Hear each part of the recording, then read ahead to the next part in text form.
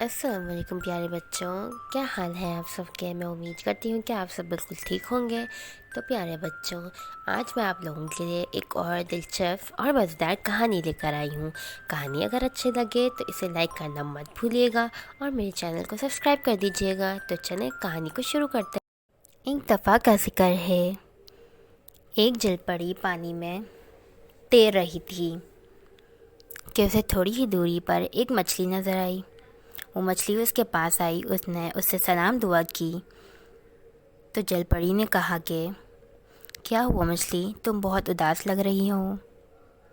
تو مچھلی نے بولا، کیا بتاؤں جل پری، میں بہت زیادہ پریشان ہوں۔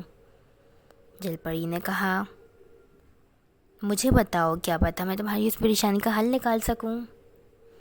تو مچھلی نے کہا، ایک کسان روز آتا ہے اور یہاں سے سمندر سے مچھلیاں نکال کے لے جاتا ہے، اس طرح تو پورے سمندر کی مچھلیاں ختم ہو جائیں گی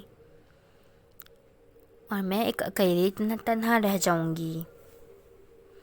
جل پری نے کہا، تم فکر نہیں کرو، اس کسان کو آنے دو، میں اس سے خود بات کروں گی۔ اگلے دن جب وہ کسان آیا تو جل پری پانی سے باہر آئی۔ اس نے کسان سے کہا، کسان بھیا، آپ یہاں سے آگے مچھلیاں کیوں لے کر جا رہے ہو؟ اس طرح تو ہمارا سمندر خالی ہو جائے گا۔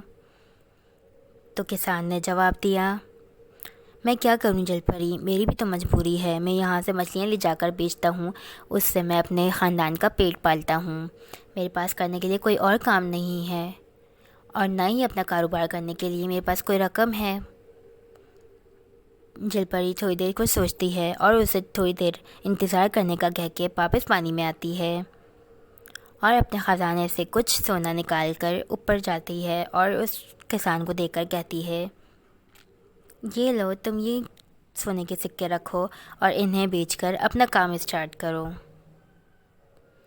اور آئندہ اس سمندر سے آگے مچھلیوں کو مت لے کے جانا۔ کسان یہ دیکھ کر بہت خوش ہوتا ہے اور جل پری کا شکریہ ادا کر کے کہتا ہے کہ ٹھیک ہے، میں آئندہ ایسا نہیں کروں گا۔ اور وہ اس دن کے بعد سے کسان نے مچھلیوں کو نہیں لے کے گیا تو مچھلیاں خوشی خوشی سمندر میں رہنے لگیں۔